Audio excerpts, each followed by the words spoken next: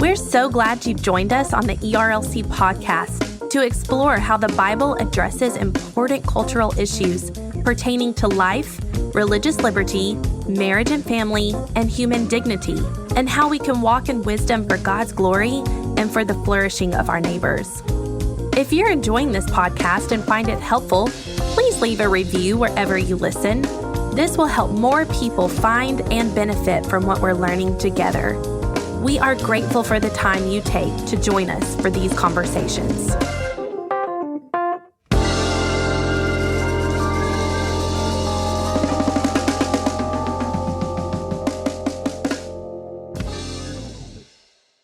You're listening to the ERLC podcast.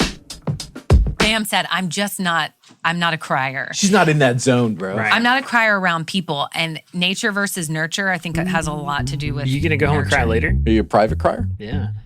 I'm not much of a closet crier, crier? but Do you have a do you have a cry closet?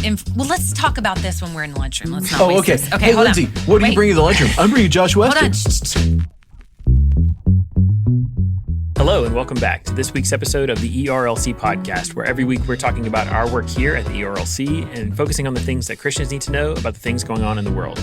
I'm Josh Wester, and with me in the studio today for one last podcast, just for me, they're sticking around, to be clear, are my faithful, beloved, wonderful co-hosts, Lindsay Nicolay. Josh, you're killing me, Smalls. We should have brought the Kleenexes. Hello, everybody. It is a sad day in the podcast studio.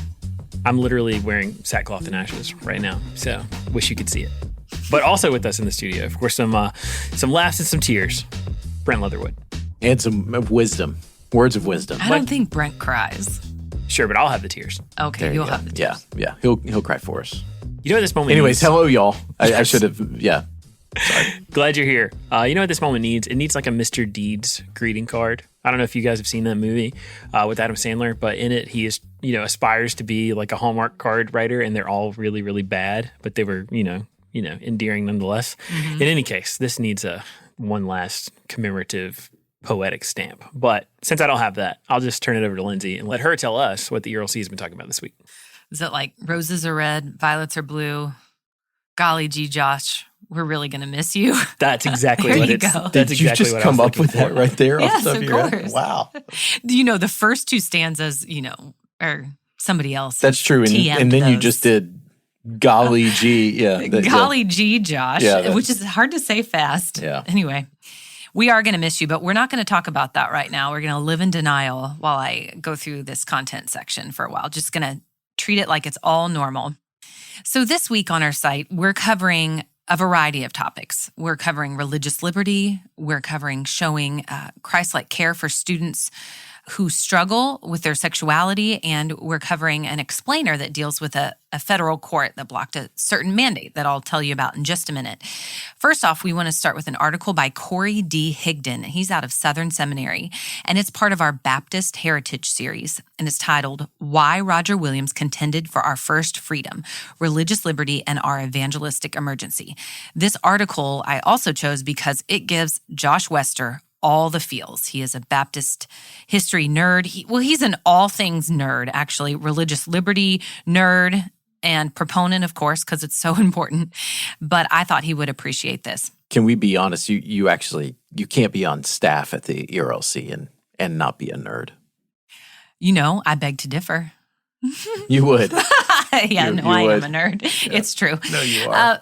So this is, once again, a fascinating article and just an important article when we think about what our forefathers have passed down to us as Baptists. I love the opening of this article. It says, though Baptists love to claim him, Roger Williams was a Baptist for about 12 minutes. You'll have to go on and read the rest of the article to find out why.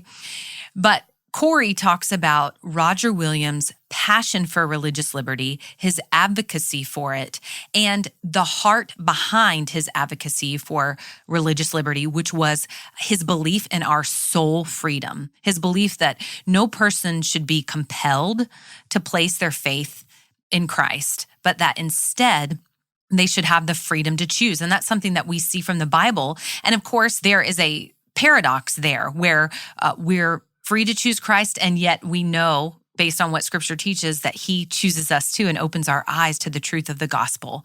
But nevertheless, Roger Williams wanted us to have that choice and not be compelled by the state. And Corey uses this as a lesson for us today as modern Baptists, that religious liberty is a means for evangelism, that we want all people to be free to choose what they will believe. At the same time, we know that people cannot put their faith in Christ unless they have somebody proclaiming to them the words of life, the truth of the gospel. And that's what God has entrusted to us, to go to all the nations and to tell them this good news of Christ. And here in America, we can be thankful that we are able to do that without fear of persecution because of the legacy of people like Roger Williams. Next up, we have an article by the remarkable Jared Kennedy. We are so thankful that he is a channel editor on our team. He produces content that is so helpful for the church and so faithful to the Word of God. And this article is titled, How to Show Christ-Like Care for a Student Who Struggles with Same-Sex Attraction. The reality is we live in a world that is broken in many ways, including when it comes to our sexuality, how we perceive ourselves. Many people struggle with gender identity, and this is probably incredibly prevalent among our students, especially those who have grown up not knowing anything different than the sexual revolution. So if you are involved in church, you are probably going to encounter a student who is struggling with this, and a student who comes to you for counsel and wants to know what is the right thing to do, what does God's word teach us? And Jared gives us some advice here. First, he says, cultivate empathy. We don't want to just look at someone and say, yuck, or that's not right, turn away from it. Instead, we want to empathize with their struggles. We all know what it's like to struggle with sin in this world, even though our sin struggles are different. And so we want to have a heart that is compassionate like our God. Second, he says, acknowledge the courage it takes to be honest. Third, listen before we speak or act. Fourth, acknowledge your child's suffering. Fifth, pray for your child. And finally, gently communicate what it looks like to follow Jesus. Jared expands on these, so I would encourage you to go to our site and read this article. Whether you know someone currently who is struggling with this or not, it is relevant for encountering somebody that struggles with sin of any kind, but it will be relevant in your life at some point as you seek to point someone struggling with their sexuality to the truth of the gospel and the hope that we have in Christ. And finally, we have an article by our policy staff out of DC titled Explainer, Federal Court Blocks Controversial Transgender Mandate for Healthcare Professionals. So I'll read from the opening paragraph. This week, a federal court in Texas ruled that it is unlawful to force healthcare professionals to violate their consciences for gender transition procedures. This is great news for children, families, and Christians who want to continue serving in roles without conforming to, as this article says, the latest fashionable right side of history cause. What this stems from is in 2016, as part of implementing the Patient Protection and Affordable Care Act, the Obama administration's HHS, the Health and Human Services Department, established a rule that was requiring medical providers to perform abortions and gender transition procedures or face penalties. As you and I know, this is unacceptable, and this is a violation of religious liberty. So in 2020, the Trump administration finalized a rule reversing it.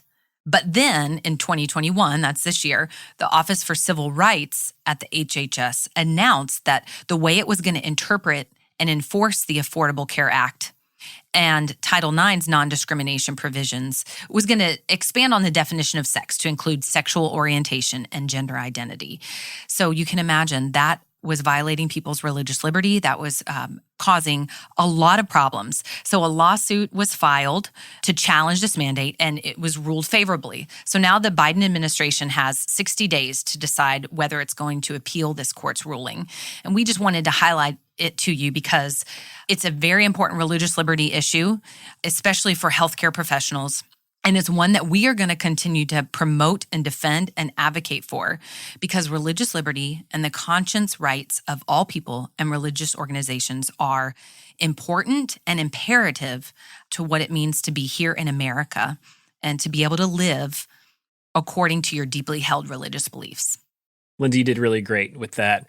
If that was confusing to you at all, people listening to her try to explain this policy that has been batted back and forth between administrations, suffice it to say that government is incredibly complicated. We not only have the Constitution and federal laws and state laws, but then so much of what actually affects the way that we live our lives happens at the level of policy, which is implemented by agencies, which come through elected officials appointing people and through bureaucrats that work at these agencies. It's incredibly complex and complicated.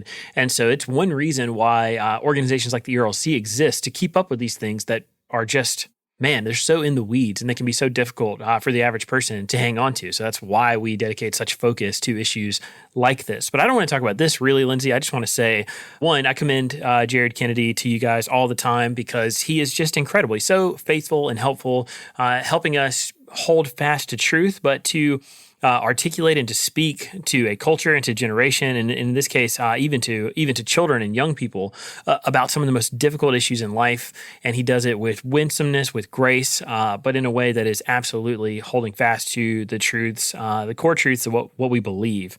And then I've just got to give a huge shout out to Corey Higdon, who is an incredibly talented PhD student at Southern Seminary. He works with Dr. Moeller as his director of research, and he is studying Roger Williams. And so he wrote this article for us on Roger Williams, who is, one of the foremost Baptist identified with the history of religious liberty in the United States.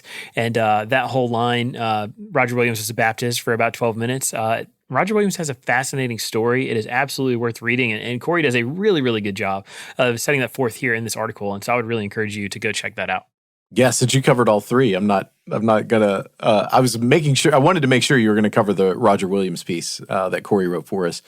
On the transgender mandate, I would just say, Lindsay, you mentioned the Biden administration has 60 days to contest this decision. Everyone should have the expectation that they likely will. It is interesting to note, this is the second time that an aspect of the transgender mandate has been challenged, and it has lost in federal court. And that's a good thing, because following government mandates should not require the steamrolling of people's consciences.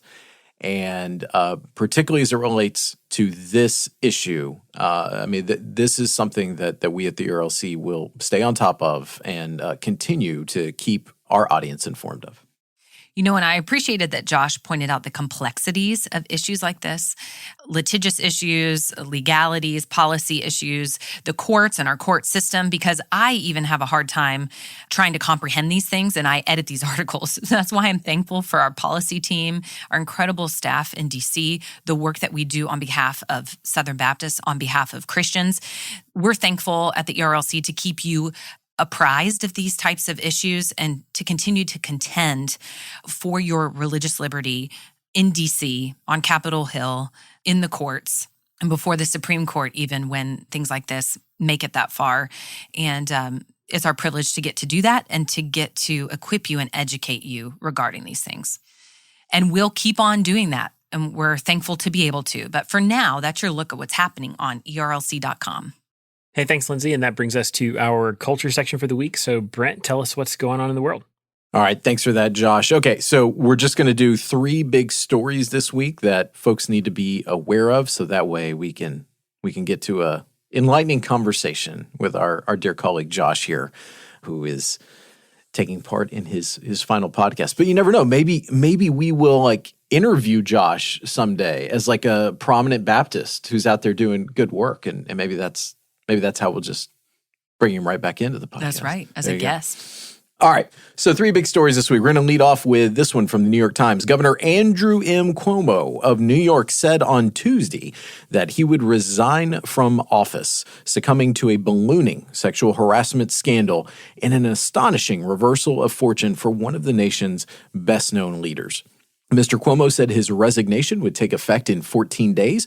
Lieutenant Governor Kathy Hochul, a Democrat, will be sworn in to replace him, becoming the first woman in history to occupy New York State's top office. Quote, given the circumstances, the best way I can help now is if I step aside and let government get back to governing, Mr. Cuomo said in remarks streamed from his office in Midtown Manhattan. And therefore, that's what I'll do, he said.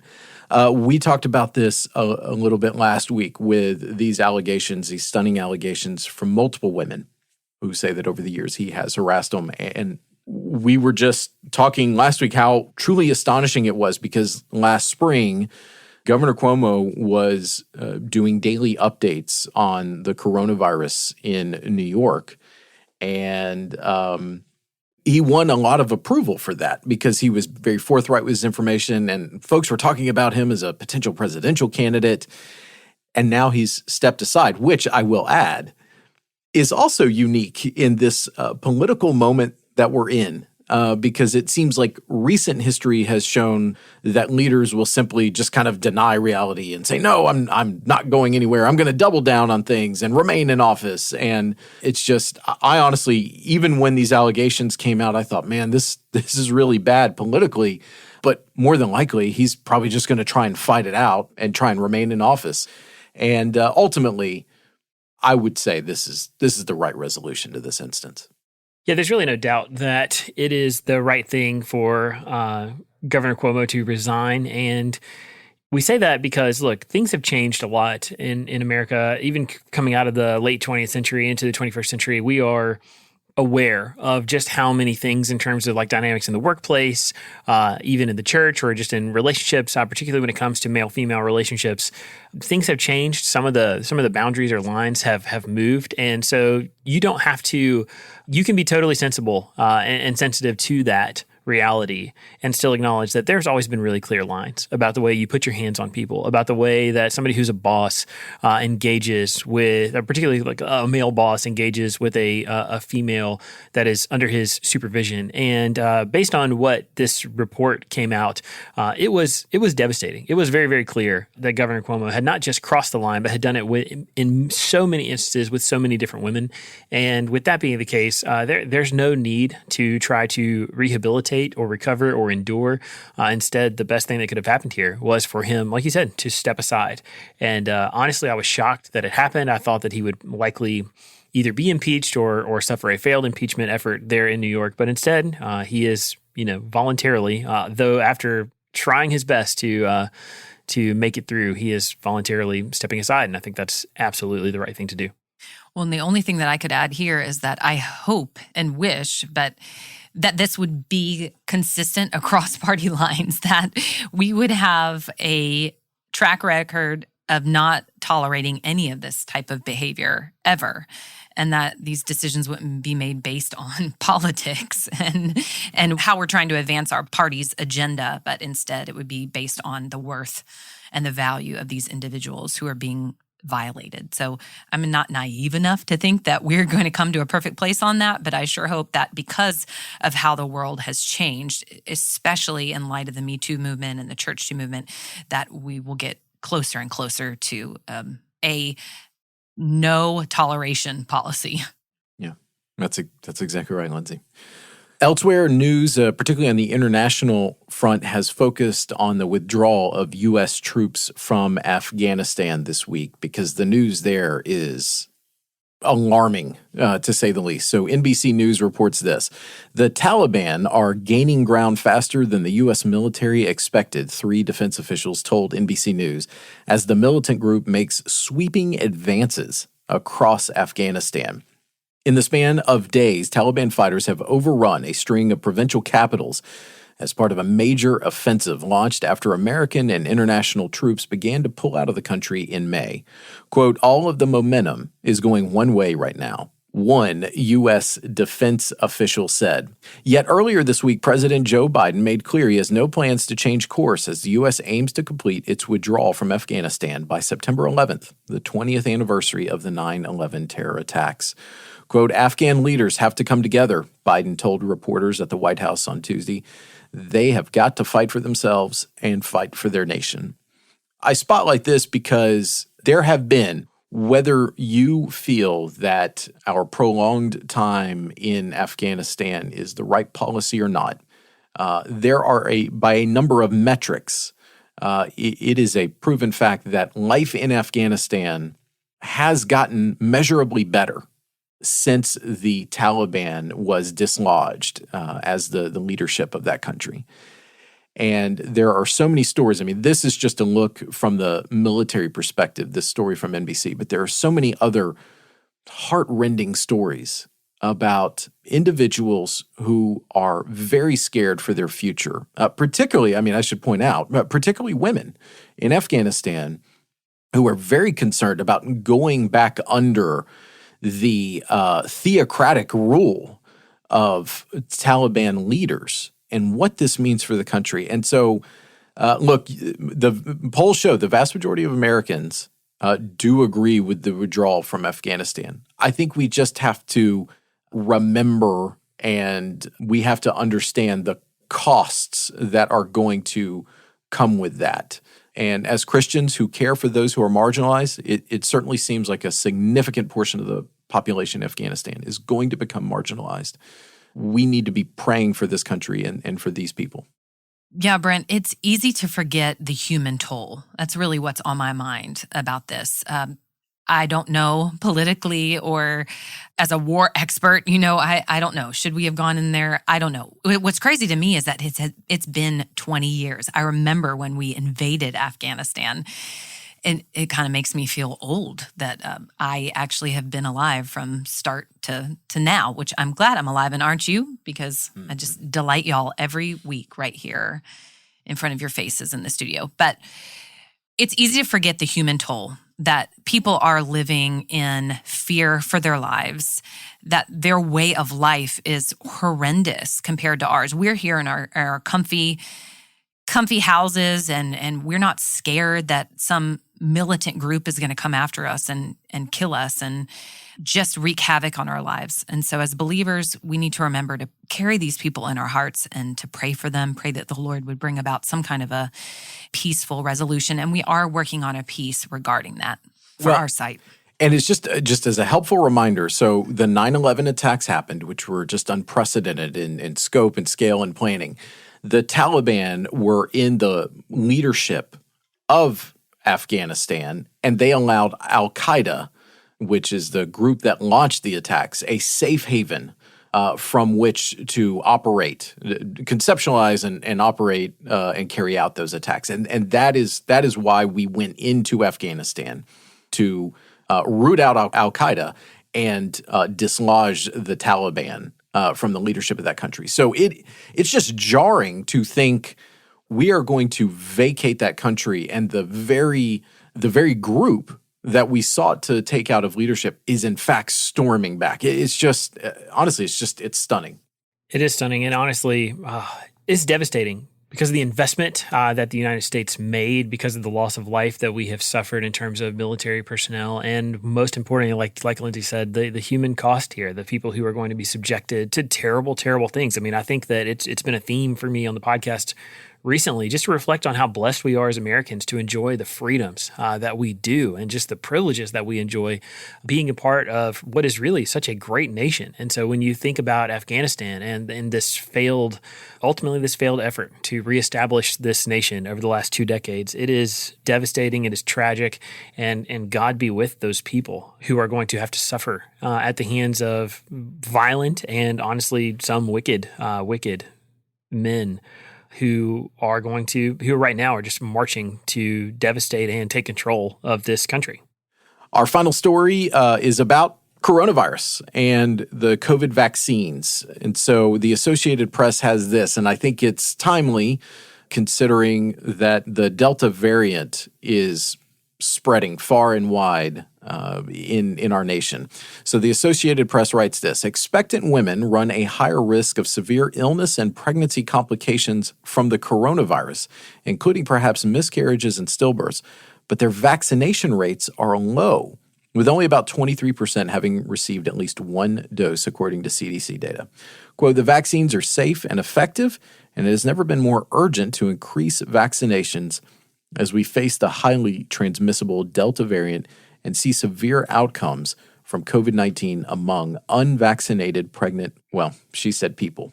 We at the ERLC would say women, because women are the individuals who carry children to term. It just so happens that women are the only pregnant people. Exactly. CDC Director Dr. Rochelle Walensky said in a statement, the updated guidance comes after a CDC analysis of new safety data on 2,500 women showed no increased risks of miscarriage for those who received at least one dose of the Pfizer or Moderna vaccine before 20 weeks of pregnancy. And Josh, you were remarking before we got on here that you thought this was a particularly relevant story right now. Why is that? I do, anecdotally, and I recognize the power of an anecdote versus empirical data. But anecdotally, I've talked to a number of people recently, actually in different states, who are either in their own families or personally know women who are pregnant who were concerned about getting the vaccine, or more importantly, they know women who hope to someday be pregnant and are skeptical or concerned about getting the vaccine because they fear it's going to make them infertile somehow or hinder their ability to conceive. And the truth is that we have been covering the coronavirus since its very beginning. I mean, it has been, we've joked before, it's coterminous with our podcast. And while in all of that time, everything that we've seen, I've never run across anything that has made me concerned that taking the vaccine, any of the vaccines available in the United States, could be linked to infertility in either men or women. I think that it's one of those things that obviously there's a lot of bad information out there. I'm happy to be corrected if anybody knows of anything like that. But other than, crazy stuff floating around on the internet, I have not seen anything that is trustworthy or reputable or coming from the scientific or medical community that has made me think, or that has pointed or indicated at all that this is some kind of legitimate concern. And so certainly we want everyone to take this seriously. We have encouraged you over and over again to talk to your doctor, your healthcare professionals, but it is good news that we see here that the vaccine is safe for pregnant women, because there are women who are pregnant who have contracted coronavirus that have died as a result of that, and that is tragic on so many levels. So, as somebody likes to say, know your facts and check into this, ask the questions, but this is really, really good news. And of course, as you already mentioned, you can't know your facts if you're just getting your information from social media, because there is a lot of misinformation, disinformation out there, as our colleague Jason Thacker likes to talk about. So Josh already mentioned this, but talk to your doctor. They would love to have a phone call. You're not bothering them. They would love to have a phone call where you are asking them these questions rather than being a WebMD and going and doing your own sleuthing online. Right. And in fact, rather than it being dangerous for pregnant women, as we're seeing in articles like this and have seen from other studies, it's beneficial for pregnant women because it protects them from severe illness and it protects their unborn children, their preborn children. And we want them to be protected. If we can do something to protect vulnerable populations and really all of us from this dreadful virus that keeps mutating, by the way, I've heard of Lambda coming up next, then by all means, let's take advantage of the gift of these safe vaccines and protect ourselves. Well, the three things I would just add is, I saw a healthcare professional the other day just simply remind people, more than likely you get a vaccine, you're not going to have side effects. If you do, they will be mild. And those are nothing compared to the side effects if you actually contract coronavirus and have effects from it. I saw a doctor who was being interviewed at a hospital in Houston where they're having a very tough time right now with cases. And that doctor said of the 120 patients that he has personally been responsible for that have died since the beginning of the summer, all of them had not been vaccinated. And this story is showing that applies to pregnant women.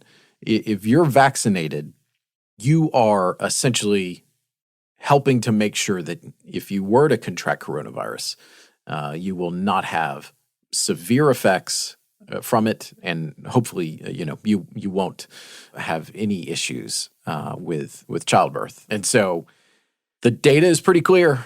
these vaccines, they are a blessing, and they're a way out of this. And with school starting, that's been what's on the minds of my wife and I. With school starting here for us in just a few days, gosh, we're hoping that school stays in person, and we want our kids to be able to stay in the classroom and learn there. So. Well, I'd add one more thing, Brent, just a reminder to pray for our hospitals and our healthcare professionals.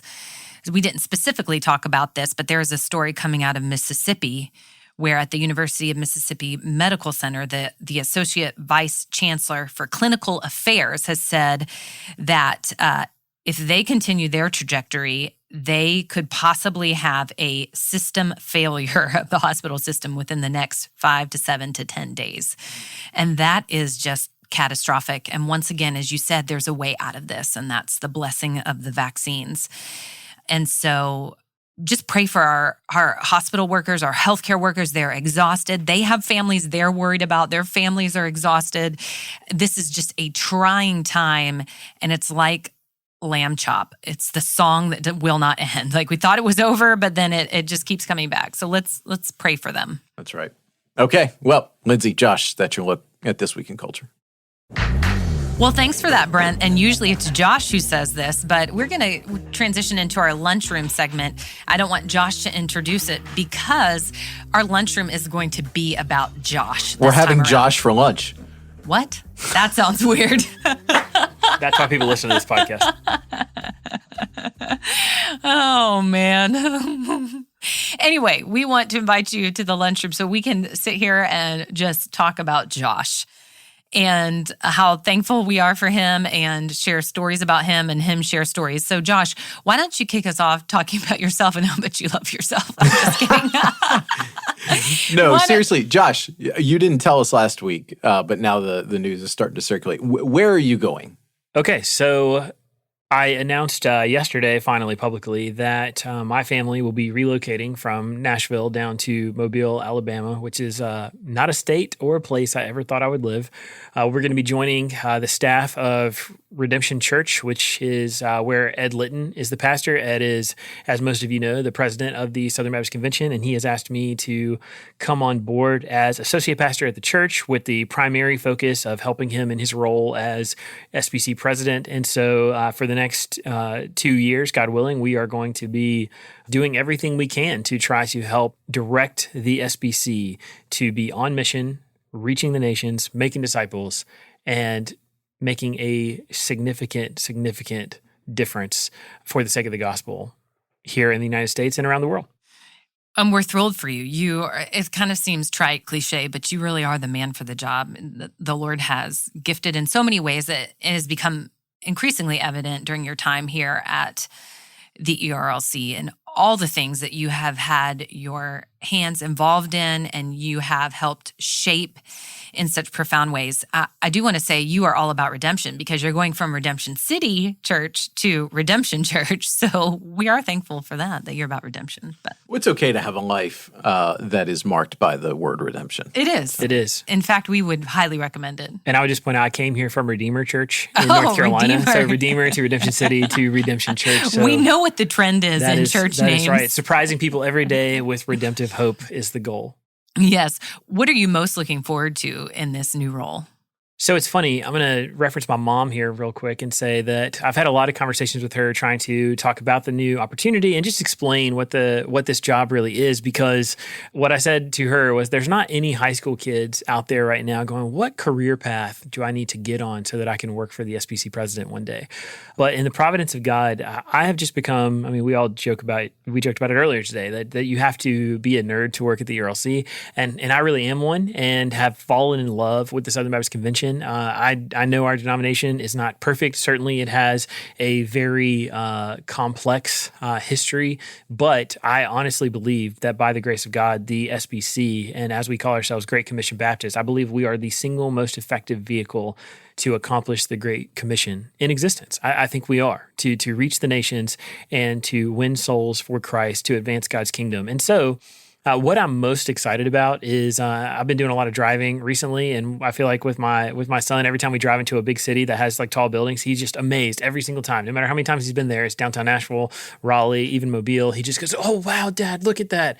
And what I'm most excited about is I still kind of have this sense of wonder about the huge institution and all of the many institutions that make up the Southern Baptist Convention, and having a chance to help steward those resources for 2 years is just, man, it's something that I didn't know was a dream. It wasn't a dream for me when I was a kid, but here as an adult, man, it matters so much. When Jesus told us to seek first the kingdom of God and his righteousness, and all these things will be added unto you, seeing God's kingdom flourish through the SBC is really the heartbeat of what I want to do with my life over this next period. Josh, you, a lot of folks probably don't realize this, but you've been such a spark for a number of great initiatives that we've done and helpful assets that we produce, like whether it is this podcast, whether it is Dr. Moore's newsletter, some of the videos that we put online to help Christians think about complex issues. I have a two-part question. What's been your personal highlight? And it's okay, you don't have to say working with me. So I let's go with 1B.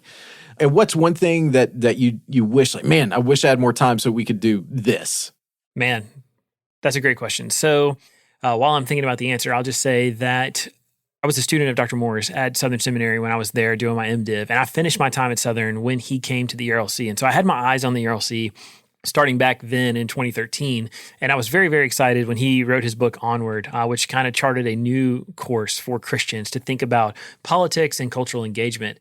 But what really solidified that this is one of the things I really wanted to do with my life was the ERLC's response to the Obergefell ruling back in 2015 that legalized same-sex marriage nationwide. If it had not been for Dr. Moore and for the ERLC, I think a lot of pastors and Christians would have felt very lost and very just untethered from reality. From we felt like we were losing our bearings because for the first time we're living in a country where same-sex marriage is not only legal, but we knew inevitably it would be normalized. And so when I got to the ERLC, I was always looking to see what kinds of things can we do while I'm here. What big moments and huge opportunities are going to be in front of us? And honestly, it was not something that I ever expected. And frankly, it was pretty horrible that it was something we had to dive into. But addressing everything that we did through Caring Well, where we talked about sexual abuse within the church and pushed forward a major with J.D. Greer as the SBC president. The ERLC was just partnered with him during his presidency to combat this issue, to take it head on, to try to make SBC churches safe places for children, safe places for women, anyone who is vulnerable, and to ensure that we are dealing appropriately with anybody who would commit abuse or seek to use our churches as grounds to prey upon those who are innocent or vulnerable. The ERLC's response in all of that was just, it was critical, and it still is. It's still ongoing, but for the rest of my life, that'll be something that I was glad to be associated with because it was so important. Having talked to survivors and victims of sexual abuse, the way that it absolutely can tear their lives apart. Every child, every person that we prevent that from happening to, or that we help recover after that kind of a trauma, man, that is absolutely worthy of investment. What was the second part of the question? What's one thing that you just, man, I wish we had more time to do this, or something that you would love to have finished or whatever? Yeah, so there were a number of things. One, there's a project that maybe I can convince Lindsay to push forward, even if I'm not here, which is to try to make some of the very short early writings of Baptists on religious liberty available. I wanted to publish a few small books like we did with the Carl F. H. Henry book, Has Democracy Lost Its Day, or Had Its Day book a few years ago. I'd really love to see us put some of those writings from guys like Isaac Backus and Roger Williams and John Leland in the hands of everyday Christians in a format that they can absolutely read. And then another thing is, look, it's still looming. I mean, one of the biggest things we've been engaged in at the ERLC over the last couple of years has been the fight between LGBT rights and religious freedom. And I think that churches still have so many questions. And I do. I mean, we talk to them every day. Churches that have so many questions about how to handle and continue to minister and pour the hope of the gospel into people who are struggling with their sexual identities, even as they don't back away from or alter their approach to truth and their beliefs in the things that the Bible teaches and that we hold as fundamental to who we are as people. So there's still so much work to be done in that vein. But the ERLC is not going anywhere, and it's going to continue to work on these very issues. And so that's something I wish I could have been more a part of, but something that I think people are going to continue to rely on the ERLC for many, many years to come. Well, I hate to transition from serious topics, which are so important, to less serious things, but I just wanted us to have a chance to talk about some of our favorite things about Josh here on this podcast and at work. And one of my first things that comes to mind is that listeners won't know this because you're not in the studio with us. Although that'd be fun if we had a live studio audience. Absolutely. I'll come back for that. Yes. It kind of would be terrifying, though, because then they'd see how Marky Mark, our audio producer, makes us sound more intelligent. Well, makes me sound more intelligent and put together than I am. But Josh, when you say something that is questionable, either not accurate or just comes off the wrong way, Josh is kind of staring off into the distance or with his headphones on, or he's looking at his phone, or he's typing on his iPad or something, kind of not paying attention to you when you're talking.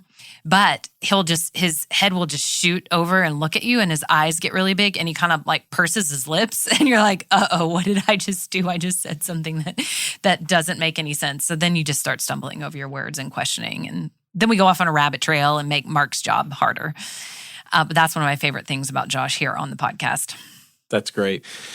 This morning I talked with one of our colleagues, Alex Ward, and your name came up, Josh, because the way that Alex picked up the phone, he was like, I don't know, walking or something. But I said, oh, you picked it up like Josh. He's like, oh, what does that mean? And I said, oh, it's like when you call Josh and there's this long sigh at the beginning, this long exhale. Maybe it's just as he has to talk to you. I never get that. Because Josh always has to wait. Maybe I don't hear the exhale because I'm like, hold on just a minute. I got to put in my AirPods.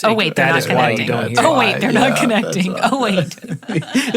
As you're doing all that, he's still sighing because he's like, right. Why can't Lindsay ever get her act together? The other thing is that we knew when we were actually in the office, because, coronavirus, is that Josh walks around with several different beverages in his hand. So he's got a coffee, and then he's got a Diet Mountain Dew or a Coke Zero, and he leaves them in various places, but he's usually always drinking several things at one time, which I can relate to because I do the same thing.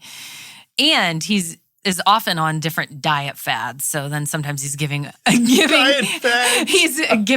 Mountain Dew. He's using Splenda, like 5 of them at one time. He's not using them. He's eating sweets. He's not eating sweets. So you just kind of never know what you're going to get. Man, I feel just properly skewered right there. You're not skewered. You're not skewered. You're on diet fads. It's all of us do it, but you do it more than I do it a lot. Other people. I do it a lot. Yes. You're running, you're not running, but you usually are running. Usually am running. Impressive, yes. So Josh, you're essentially going to go and be for our SBC president. You're going to go be as Leo McGarry. Yeah. That's a big deal, right? How are you feeling about that? I mean, who's worthy of the Leo McGarry title? He actually introduced me that way to someone the other day, and I was just like, man, like maybe I'm like a second-rate Josh Lyman, but and if you don't know what we're talking about, you need to watch The West Wing so you can understand. But yes, this is the Leo McGarry role anyway.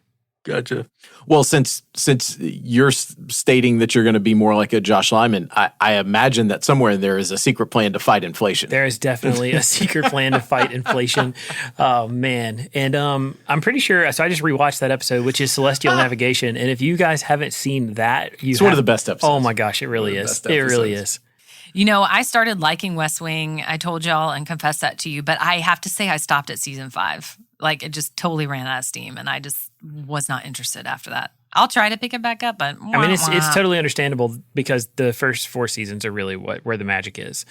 I agree with that, but you should finish it out because there's still a lot of really good quotable scenes and stuff. So, one more point of razzing Josh. How can we forget the best friends? Best teasing. friends, yeah. Josh has, you've heard us talk about this, but Josh, everybody is his best friend. And Brent has started joking that if you follow one another on Twitter, then your best friend, you're automatically Josh's best friend. Josh is a fan of words and their meaning and using them correctly. But this is where I contend with him that he does not use best correctly. Nothing is best if everything is best. It just doesn't work. Well, but there's a layer remember we found this out a couple weeks ago. There's a layer above best friends, great friends. And so that's where he, only a select few get into that category. Yes. Josh, how can listeners and us, how can we be praying for you as you move to this next season? Well, as my best friends. Exactly.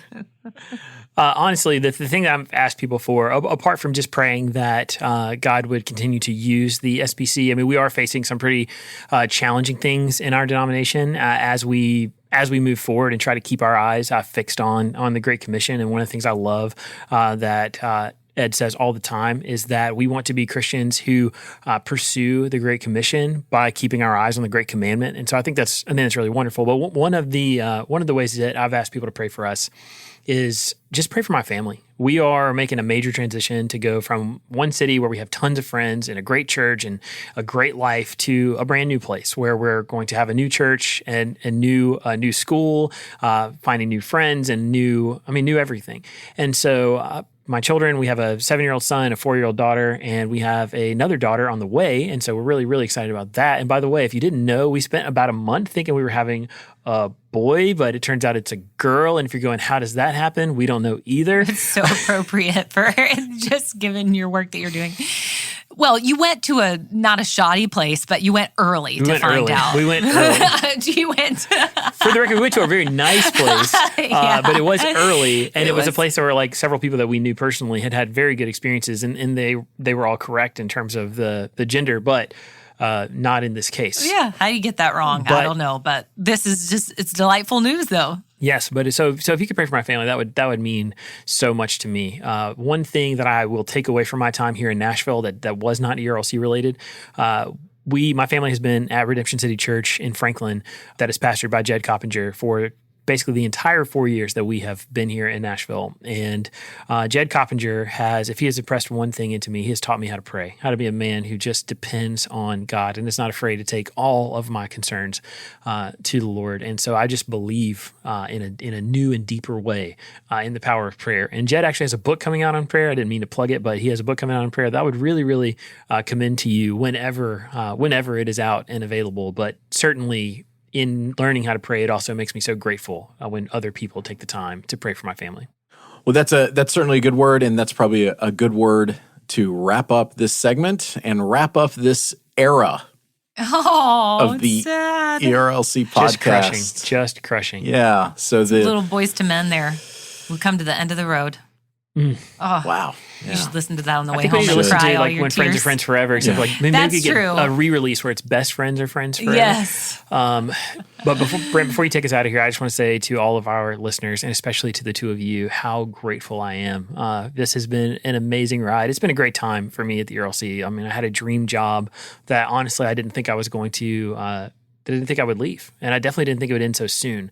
But I really do believe this is a great opportunity. But man, we are leaving behind so much, and we are going to miss our friends here in Nashville. We're going to miss our church, but I'm going to miss all of you. I knew that I would love the work the ERLC did. Even before I got here, I had no idea that I would meet the kind of friends best friends that I have found in Lindsay and Brent and all of my colleagues here at the ERLC. There's too many to name and too many relationships to be able to highlight because it's just been amazing. And I'm grateful to God for it. And so even doing the podcast with you guys has been so, so fun. And I look forward to making the jump from host to listener.